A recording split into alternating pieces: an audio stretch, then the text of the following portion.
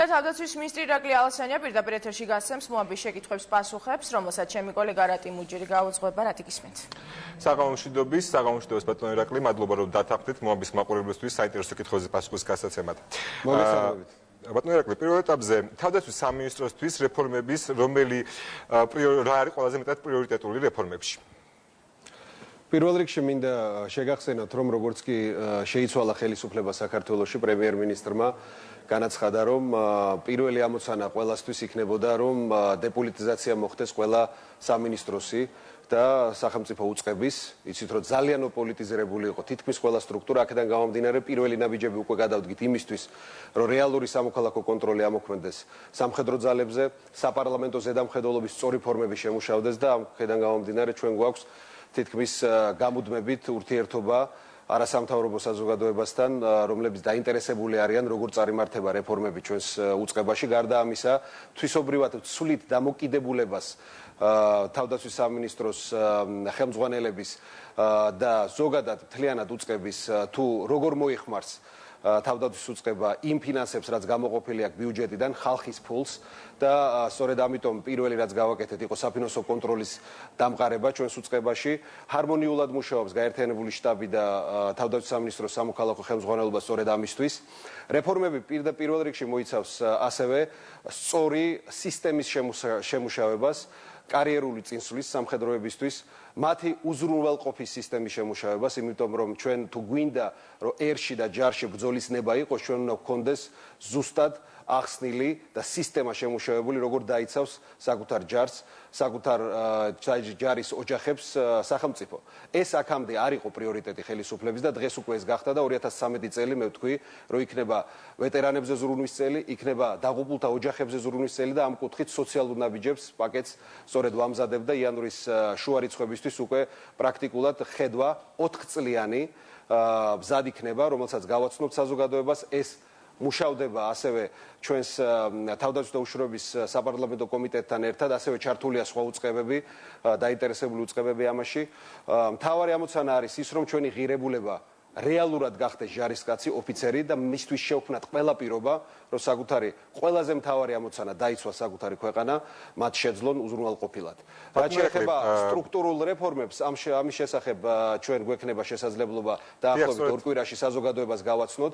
ჩვენ გვინდა მოაზროვნე არმია, აქედან გამომდინარე ჩაიდება დიდი ფული განათლების სისტემაში, ლოჯისტიკაში და რა თქმა უნდა ინფრასტრუქტურის მოწესრიგებაში. ბატონო ირაკლი, სამხედრო ანალიტიკოსების ნაწილი შიშობს, რომ სამხედრო სავალდებულო სამსახურის ვადის შემცირებამ, გასაწევების ასაკის შეცვლამ, ასევე ეტაპობრივად მთლიანად საკონტრაქტო სამსახურზე გადასვლა შეიძლება იყოს საფრთხის შემცველი ქვეყნის უსაფრთხოებისთვის. როგორ იქნება თქვენი კონტრარგუმენტები ამ სამხედრო ექსპერტებისთვის? პირველ რიგში მე არ ვიზიარებ ამ მოსაზრებას, იმის გამო რომ სწორედ საკონტრაქტო სამსახურზე გადასვლა, პროფესიონალური არმიის შექმნა, ჩემი აზრით, სწორი ამოცანაა სახელმწიფოსთვის. ჩვენ გვინდა ჯარში და არმიაში მსახურობდეს ის ადამიანები, ვისაც გააზრებული აქვს ის დიდი ასე ვთქვათ, პასუხისმგებლობა და სამხედრო კარიერის შექმნის შესაძლებლობა მივცეთ იმ ადამიანებს, ვინც სულით ხორცამდე არის სამხედრო, მას აქვს გააზრებული, რომ კონკრეტულ მომენტში მას შეიძლება საკუთარი სიცოცხლეც გასწიროს ქვეყნისთვის, ქვეყნის თავდაცვისთვის და ესეთი აღზრდის, ესეთი განათლების არმიის შექმნა, ჩემი აზრით, მხოლოდ და მხოლოდ იმ შემთხვევაშია შესაძლებელი, თუ იქნება სრულად პროფესიული. ჩვენ თან ამას ვაკეთებთ ეტაპობრივად. ჩვენ გვაქვს ამბიცია, რომ 4 წლის შემდეგ, 2016 წლისთვის ჩვენ გადავალთ სრულად სამხედრო ასე ვთქვათ, საკონტრაქტო სამსახურზე, ეტაპობრივად შემცირდება წევანდელების რიცხვიც და აქედან პირველ რიგში შემცირდება ასევე გაწევის ვადაც 12 თვემდე პირველ ეტაპზე.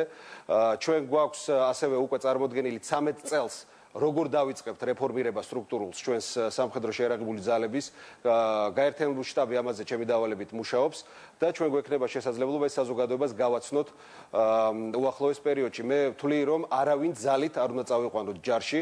სხვადასხვა ფორმები არსებობს ქვეყანას ემსახურო, არ არის აუცილებელი ყველა იყოს ჯარში და განსაკუთრებით მათ, ვისაც ეს არ უნდა. აქედან გამომდინარე ღვთისწყალობით საქართველოში ძალიან ბევრი ოფიცერია, ღირსეული სერჟანტია, რომელთაც უკვე აქვთ გამოცდილება საბრძოლოდ მათ შორის მიღებული და ისინი გააგრძელებენ პროფესიული არმიის ჩამოყალიბებას. მინდა ხაზი გაუსვა, ერთ-ერთი მთავარი, რაც იცვლება თავდაცვის სამინისტროში არის ის, რომ სამოქალაქო პირები, ისეთი როგორც მე ვარ, თავდაცვის მინისტრი, არ ჩაერევა სამხედრო გადაწყვეტილებებში და ეს იქნება სწორედ გაერთიანებული შტაბის და უმაღლესი ოფიცრების გადასაწყვეტი. სწორედ მათთან ერთად არის შეპირობებული ეს გეგმა, რომელიც საზოგადოებისთვის ძალიან მალე გახდება ცნობილი. ბატონო ირაკლი, რაც შეეხება რეზერვის სისტემას, როგორი არის თქვენი ხედვა რეზერვის სისტემაზე, როგორი იქნება ფუნქცია ახალი რეზერვის, რომელზეც მუშაობს გაერთიანებული შტაბი და თავდაცვის სამინისტრო? სწორედ ამაზე მუშაობს გაერთიანებული შტაბი, იქნება ოპერატიული რეზერვი, რომელიც პირდაპირ იქნება მხარდამჭერი სწორედ რეგულარული არმიის, მაგრამ ასევე ჩვენ ვთვლით, რომ უნდა შეიქმნას სამოქალაქო რეზერვის, რომლის შესახებაც ძალიან გათვლილ, სწორად ინფრასტრუქტურულად გათვლილ, ფინანსურად გათვლილ ხედვას წარმოადგენთ ამ თვის შუა რიცხვებში. პირველ რიგში ეს გავა მთავრობის სხდომაზე, შემდეგ უკვე წარუდგენთ პარლამენტს, შესაბამის კომიტეტებს და ზოგადად პარლამენტის წევრებს და შემდეგ უკვე ეს ხედვა გაზიარებული იქნება უკვე და მიღებული. ბატონო თავდაცვის მინისტრს უცოდ ახლა თქვენ გაკეთეთ განცხადება, რომ 2014 წლის შემდეგ საქართველოს შეიარაღებული ძალები საერთაშორისო მისიებში, საბრძოლო ოპერაციებში მონაწილეობას აღარ მიიღებს და ავღანეთში იქნება მხოლოდ დახმარების და წვრთნის მისია. ამავდროულად 2014-ში აისაფი წყვეტს ოპერაციას ამ ფორმით და ისინიც გადადიან სწორედ წვრთნის ოპერაციაზე. რა იგულისხმება თქვენს განცხადებაში, ანუ გააჟღერეთ ნატოს გადაწყვეტილება, თუ სხვა საერთაშორისო კონფლიქტებში მომავალში თუ იარსებებს საქართველოს აღარ მიიღებს მონაწილეობას? სწორად დასმული შეკითხვაა და მე ვიგულისხმე ის ზუსტად რაც თქვი, აქ იყო საუბარი კონკრეტულად ავღანეთში საბრძოლო მისიაზე, რომელშიც მონაწილეობას ვიღებ და რომელიც დასრულდება ამ ფორმით 2014 წელს. მე მინდა გითხრათ, რომ თავად ნატოს ძალებიც პრაქტიკულად უკვე არიან გადაბარების პროცესში საბრძოლო მოქმედებებში მონაწილეობის კუთხით ავღანურ უსაფრთხოების და თავდაცვის ძალებზე. მე შემიძლია გითხრათ, რომ დაახლოებით 80% უკვე საბრძოლო მისიების გადასულია უკვე ავღანურ მხარეზე. ამ უახლოესი წლების განმავლობაში მთლიანად მოხდება გადაბარება. ნატო გეგმავს უკვე რა ფორმით დარჩება მისია ავღანეთში.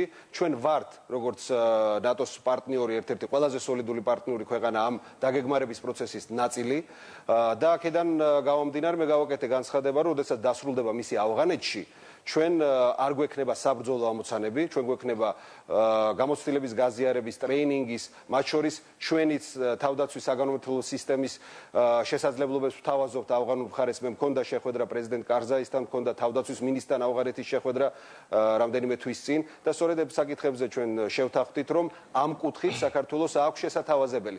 რაც შეეხება სხვა მისიებს, ბუნებრივია მე არ მქონდა სხვა მისიებზე საუბარი, ან როგორ შეიძლება დღეს განჭრედა რა ამოცანების წინაშე დადგება სხვადასხვა საერთაშორისო მისიებში საქართველოს, ეს იქნება მიღებული კონკრეტული გადაწყვეტილება კონკრეტულ მისიასთან დაკავშირებით. აქ საუბარი მქონდა მხოლოდ და მხოლოდ ავღანეთში მისიაზე. მადლობა. კიდევ ერთი კითხვა. როდის გაიმართება ნატოს სამხედრო კომიტეტი თბილისში, რომელიც ნოემბერში უნდა გამართული იყო, მის გადადებას მოყვა განცხადებები, რომ ეს გადაიდო, იმიტომ რომ მაშინდელი გაერთიანებული შტაბის უფროსი დააკავეთ. როდის გაიმართება თბილისში ნატოს სამხედრო კომიტეტი?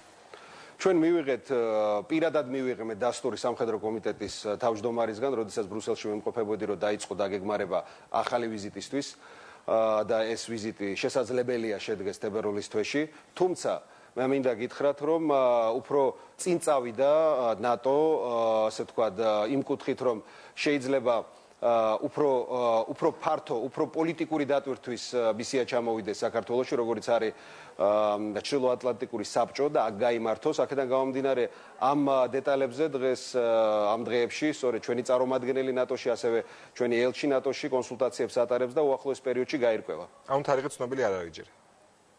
არა, თარიღი ცნობილი არ არის, პრინციპული გადაწყვეტილება მიღებული იქნება ძალიან მალე, ჩამოვა თუ არა თვითონ ჩრდილოატლანტიკური საბჭო.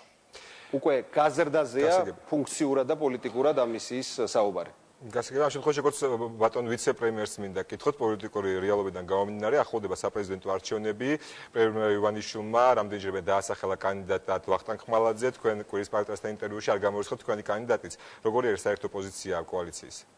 მე მინდა გითხრათ, რომ დღეს იმდენად მნიშვნელოვანი საქმით ვარ მე პირადად დავალებული, ისეთი მნიშვნელოვანი სფერო ჩამაბარა პრემიერ-მინისტრმა ივანიშვილმა, რომ მთლიანად გადართული ვარ თავდაცვის სამინისტროში არსებულ სტრუქტურულ რეფორმაზე, შეიარაღებული ძალების გაძლიერებაზე, შეიარაღებული ძალების თითოეული წევრის, ჯარისკაცის, ოფიცრის, კაპრალის ყოველდღიურ ცხოვრებაში სიახლის და ცვლილების შეტანაზე, რომ არც მე და არც ჩვენ კოალიციაში არ გქონდა ამაზე ფიქრის დრო, ჯერ მოვლენებს არ უნდა გაუსწროთ, საკმარისზე მეტი დროა, რა გადაწყვეტილებას მიიღებს კოალიცია, ეს გაცნობილი გახდება, როდესაც ამის დრო დადგება. გასაგებია და საპრეზიდენტო და თვითმმართველობის არჩევნებზე ერთიანი გუნდით წარდგება თუ არა ქართული ოცნება, ის ცნობილია უკვე?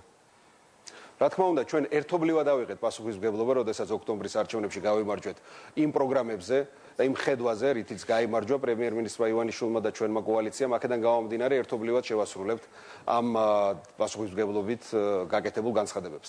და ბოლო კითხვა, ბატონო ირაკლი, საკონსტიტუციო ცვლილებების მიხედვით, რასაც ახლა ატარებს ქართული ოცნება, რა გავლენა შეიძლება კონდეს პრეზიდენტს მომავალში პოლიტიკურ მოვლენებზე? პრეზიდენტს ექნება, რა თქმა უნდა, გავლენა საქართველოს პოლიტიკურ ცხოვრებაზე. უბრალოდ ის ცვლილებები, რაც ახლა მზადდება, ეს შეეხება კონკრეტულად ახლებულ კონსტიტუციაში, სააკაშვილის მიერ შემუშავებულ კონსტიტუციაში, ერთ კონკრეტულ მუხლს, რომელიც აძლევდა პრეზიდენტს შესაძლებლობას დაეთხოვა პარლამენტიც, დაეთხოვა თუნდაც მთავრობა და არ დალოდებოდა ახალი პარლამენტის თანხმობას და ისე დაენიშნა დროებითი მთავრობა.